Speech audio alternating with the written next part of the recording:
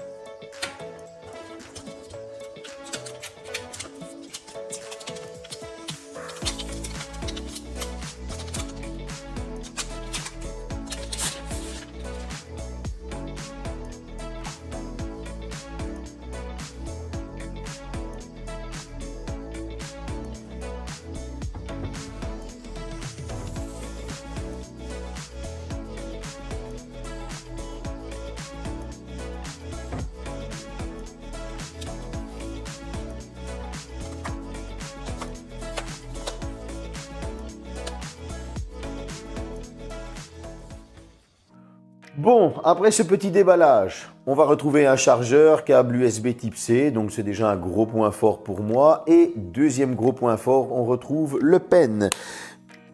Le stylet, je vais te dire, sinon je pense qu'elle va pas bien le prendre, elle va me coller un procès. Maintenant, au niveau du design de la tablette, on est sur un design assez classique, 16/9. Sur le dessus, on retrouvera deux micros. Et oui, un micro à côté des boutons du volume et un micro plus centré au niveau de la caméra, sûrement pour les vidéoconférences, etc. Toujours en la tenant à l'horizontale sur le côté gauche, bouton d'extinction allumage. On va retrouver les deux haut-parleurs, un tiroir de carte SIM, micro SD. Sur le bas, par contre, on ne retrouvera que des connectiques pour la brancher à son keyboard. Et sur le côté droit, on retrouvera encore deux haut-parleurs et un USB type C pour la recharge, le transfert de fichiers, etc. J'ai envie de dire qu'on est sur un design assez classique. On a des bords qui sont assez présents. Ils font à peu près 5 mm. Voilà, il faut le signaler. La caméra selfie ou visioconférence est inclus dans ces bords de 5 mm. À l'arrière, on retrouvera un capteur photo avec son LED. Ce n'est pas la fonction principale, la photo de cette tablette. C'est une tablette plus axée famille. En tout cas, on a des qualités de finition qui sont exemplaires. C'est propre à Lenovo. Elle tient très très bien en main. Elle n'est pas très lourde. Franchement, voilà, je veux dire, on ne va pas tergiverser non plus dessus sur le design. C'est une tablette, quoi. Je veux dire, on en a déjà vu des centaines. On va passer à la suite. Au niveau de l'écran, on est sur une taille de 11,2 pouces. C'est de l'OLED avec du HDR10+, du Dolby Vision, un taux de rafraîchissement de 120 Hz. Pour la résolution, on est sur du 2500 par 1536. Et oui, donc c'est du 2,5K. On n'est pas en 4K, on est juste un petit peu avant. Franchement, cet écran, moi j'ai trouvé qu'il était très correct. Alors c'est du DCI P3. Pour pas me tromper, et il a un contraste de 1 million. Bon, j'ai pas vérifié, honnêtement, moi tout ce que j'ai vu c'est à l'utilisation. Regarder des vidéos, franchement, c'est du pur bonheur. Surtout qu'avec le Dolby Atmos, le Dolby Vision, les 4 haut-parleurs, on est carrément immergé dans ce qu'on regarde. Et franchement, il n'y a rien à reprocher, que ce soit consommation de films, de YouTube ou simplement des réseaux sociaux, naviguer, scroller, etc. C'est hyper fluide. J'ai pas trouvé quelque chose à dire. Maintenant, c'est vrai qu'on pourrait avoir des couleurs un petit peu plus chaudes. Mais voilà quoi, cet écran, si on doit vraiment lui trouver un défaut, ben, ce sont ces bords qui sont assez présents. Maintenant, c'est un défaut oui et non parce que la caméra selfie, eh bien, elle est logée dans ces bords, donc elle se fait très discrète. Mais j'avoue que bon, voilà, ça aurait donné un petit surplus au design et un petit surplus à cet écran d'avoir des bords un peu plus fins. Bon, la photo, je vais pas faire énormément de choses avec. J'ai fait quelques petites photos toutes bêtes. C'est pas la fonction principale.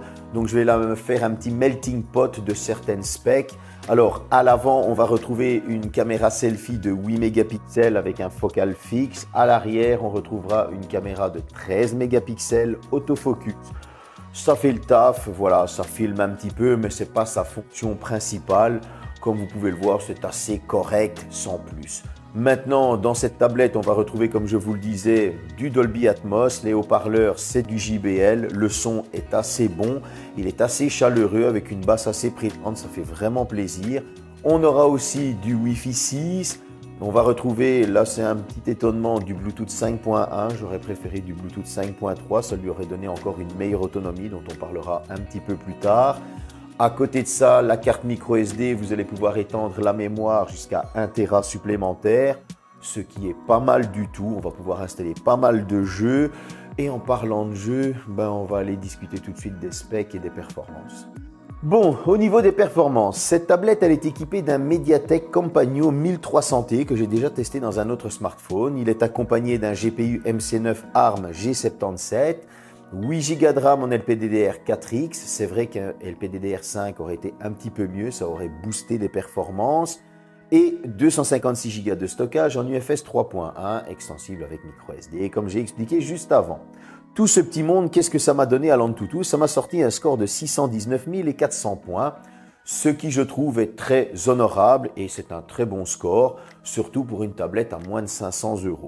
Au Geekbench, ça m'a sorti un score de 748 au simple cœur et un score de 2737 au multicœur. Encore une fois, on est sur des scores de milieu de gamme, donc cette tablette justifie clairement son prix.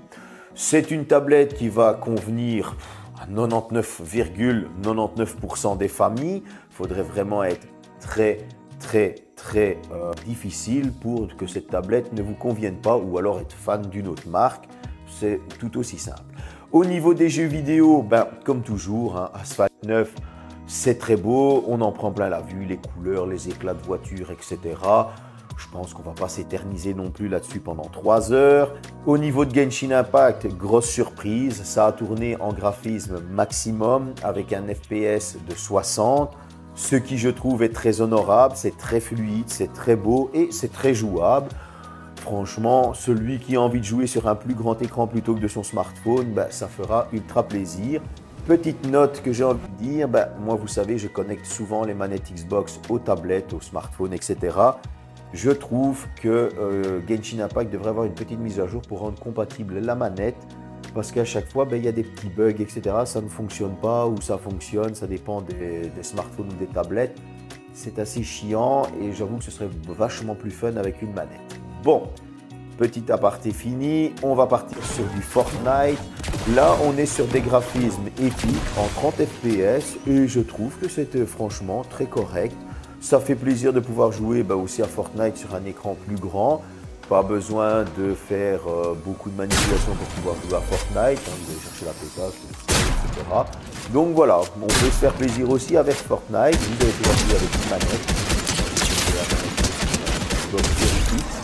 Et c'était très jouable et très stable, donc ça fait plaisir. Vous pouvez aussi jouer avec le Xbox Game Pass et là vous avez une très bonne connexion. Vous allez pouvoir jouer à toutes sortes de jeux avec des graphismes franchement qui sont sublimes parce que c'est directement des serveurs de chez Microsoft. Vous aurez les graphismes d'une Xbox Series X, etc. en fonction du jeu que vous choisissez. Je trouve encore une fois que le Xbox Game Pass est la référence pour pouvoir jouer sur smartphone, sur tablette, sur sa Xbox, etc. Franchement, je n'arrêterai jamais de le vanter parce que moi, j'adore ça. Et surtout, quand on a des produits de ce genre, ça améliore encore plus l'expérience utilisateur. Comme je le disais, cette tablette va convenir à 99,99% des familles pour la consommation de contenu vidéo, écouter de la musique parce qu'on a un très bon son, regarder nos réseaux sociaux, faire du gaming. Donc pour moi, c'est une très bonne tablette. Maintenant, on va parler de l'autonomie.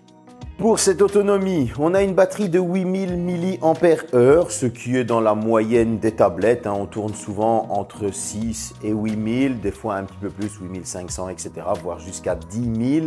En tout cas ici, avec ce 8000, vous avez un chargeur qui est fourni de 20 watts. C'est vrai que c'est un petit peu lent, mais cette tablette a accepté sans broncher les chargeurs 68 watts de chez Motorola aussi. Et j'ai remarqué qu'on gagnait un petit peu de temps. Je vais vous en parler tout de suite après. Maintenant, au niveau de la tablette, vous allez pouvoir tenir j'ai fait le test en lecture vidéo. C'était annoncé par Lenovo 14 heures. À ma grande surprise, 14 heures en Wi-Fi, en vidéo continue sur YouTube. Eh bien, cette tablette a tenu 15h30, pardon, j'allais dire 14h30, 15h30, c'est-à-dire 1h30 de plus que ce que Lenovo annonce. Ce qui, je trouve, est très honorable comme score. Maintenant, si vous la laissez tranquille, que c'est une tablette que vous allez laisser en journée tranquille, vous la prenez le soir, chipotez un petit peu, comptez que cette tablette va pouvoir tenir entre 4 et 5 jours. Donc ça, c'est une utilisation normale le soir. On regarde nos réseaux sociaux pour plus de confort, ou on est dans le lit pour regarder 2-3 trucs avant de s'endormir, etc. Donc il y a beaucoup de veille et d'utilisation le soir, etc. Et je trouve que 4 à 5 jours, c'est franchement un très bon score. C'est une tablette aussi qui est très légère. Donc ce 8000 mAh est un très bon choix parce qu'on pourra l'emporter partout. Elle ne fatigue pas les poignets. Cette charge de 20 watts, là par contre, il faudra compter un bon 1h30 pour la charger, voire 1h40. Avec une charge de 68 watts d'un chargeur Motorola. Parce que Motorola, Lenovo, c'est la même boîte, presque. Donc, c'est la même boîte. C'est ce chargeur 68 watts, vous allez pouvoir gagner un petit peu de temps. J'ai remarqué que cette tablette alors chargée en 1h10. Alors peut-être qu'elle accepte une charge supérieure, mais en tout cas, moi c'est une expérience que j'ai testée et j'ai trouvé qu'elle marchait. Donc voilà, c'était le petit truc. Si vous achetez cette tablette, c'est assez sympa, mais inutile d'acheter un chargeur supplémentaire. Le 20 watts fait le taf et il n'abîmera pas la batterie parce qu'elle charge plus lentement, on le sait tous. On va passer à la conclusion et vous allez voir que j'étais assez content de cette tablette. C'était le petit spoil de la conclusion. Allez, on va parler de la conclusion. Bon, les défauts. On est à un tarif de moins de 500 €, voire moins de 450 €. On est sur un tarif de 449 €. 1 euro, ça compte. Donc, c'est une tablette qui clairement est dans le milieu de gamme et même dans l'entrée de milieu de gamme. Et on a d'excellentes performances, il faut l'avouer, parce que bon, on est au-dessus des 600 000 à l'Antutu, etc. Pour 449 €, c'est très bon. On va avoir le stylet qui est fourni, un chargeur qui est fourni. Voilà, ça c'est pour le packaging, des petits points positifs. Maintenant, dans les points négatifs, oui, c'est vrai, on a ces bords sur l'écran qui sont assez présents. Ça gâche un petit peu la beauté de la tablette. On a des traces de doigts à l'arrière. On a des capteurs photo qui sont du plus simple appareil. C'est vrai qu'on ne pourra pas faire grand chose avec ces capteurs photo. Ça va se limiter à de la visio. Voilà, c'est une tablette familiale, il faut bien se le dire. Mais à côté de ça, vous allez avoir un écran 2K, un taux de rafraîchissement de 120 Hz, du HDR10+, du Dolby Atmos, 4 haut-parleurs, et c'est du JBL et le son est très bon. Vous allez avoir une très bonne autonomie. Donc, comme je l'ai dit durant le test, c'est une tablette qui va convenir à 99,99% des familles et pour un usage polyvalent et qui va convenir aux petits comme aux grands. Et ça, pour moi, c'est un gros point fort. Pourquoi ? Parce que ça devient rare. En général, maintenant, on commence à cibler de plus en plus les plus jeunes, les plus âgés. Et ça, oui et non. Ça, je suis mitigé. Alors que cette tablette, elle va cibler tout le monde. Et pour moi, c'est un gros oui. J'ai aimé cette tablette. Certains sûrement vont la tester dans d'autres chaînes et ça vont la critiquer. Ils vont aller chercher des petits détails. Mais moi, je regarde toujours à l'expérience utilisateur lorsque je débourse une certaine somme. Et l'expérience utilisateur lorsque je débourse une certaine somme, à 449 €, avoir ce genre de performance, avoir un très bel écran, un très bon son, une très bonne autonomie, On va pouvoir lui excuser ses bords un peu trop présents, on va pouvoir lui excuser le fait que elle ne va servir qu'à des visioconférences et on va lui excuser aussi cette charge qui est un peu lente. En tout cas, d'un point de vue daron, parce que je suis un daron, je trouve que c'est une tablette qui convient parfaitement à un ado qui veut faire du gaming, à un daron qui veut regarder ses réseaux sociaux le soir tranquillement. Pour moi, c'est un gros oui. J'espère que cette petite vidéo vous a plu. D'autres tests vont suivre durant la semaine prochaine. Il y aura des nouveaux smartphones, etc., etc. À la semaine prochaine.